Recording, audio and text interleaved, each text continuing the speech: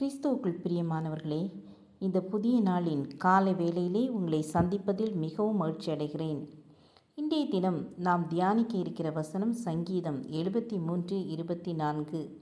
உம்முடைய ஆலோசனையின்படி நீர் என்னை நடத்தி முடிவிலே என்னை மகிமையில் ஏற்றுக்கொள்வீர். தன் முடிவை குறித்து பூரண நம்பிக்கையோடு வாழ்ந்தவர் தாவீது.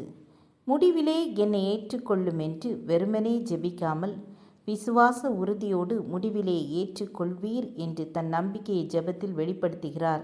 மட்டுமல்ல, நான் கர்த்தருடைய வீட்டிலே நீடித்த நாட்களாய் நிலைத்திருப்பேன் என்று மார்த்தட்டி உற்சாகமாய் தன் விசுவாசத்தை அறிக்கையிடுகிறார்.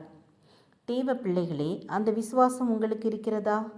சரித்திரத்தில் அநேக செல்வந்தர்களை, பெரும் கோடீஸ்வரர்களை குறித்து அறிகிறோம்.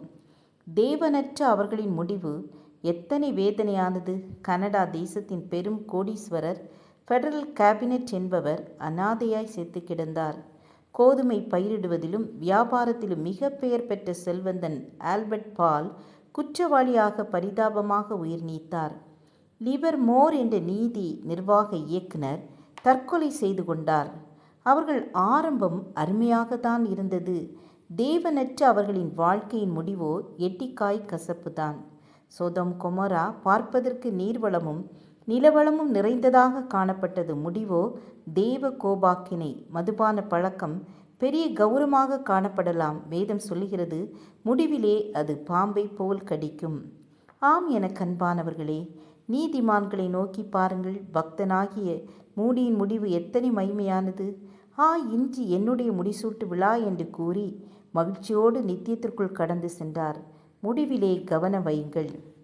நீ உத்தமனை நோக்கி செம்மையானவனை பார்த்திரு, அந்த மனுஷனுடைய முடிவு சமாதானம் என்று சங்கீதம் 37:37 வாசிக்கிறோம்.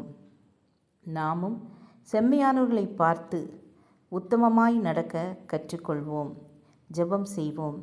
எங்களை மிகவும் நேசிக்கிறதான அன்பின் தேவனே, எங்கள் வாழ்க்கையில் நீங்கள் எங்களோடு கூட இருந்து எங்களை வழி நடத்துங்க. உம்முடைய கிருபை எங்களை தாங்கினதற்காக உமக்கு நன்றி செலுத்துகிறோம்.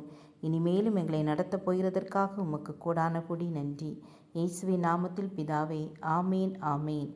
God bless you.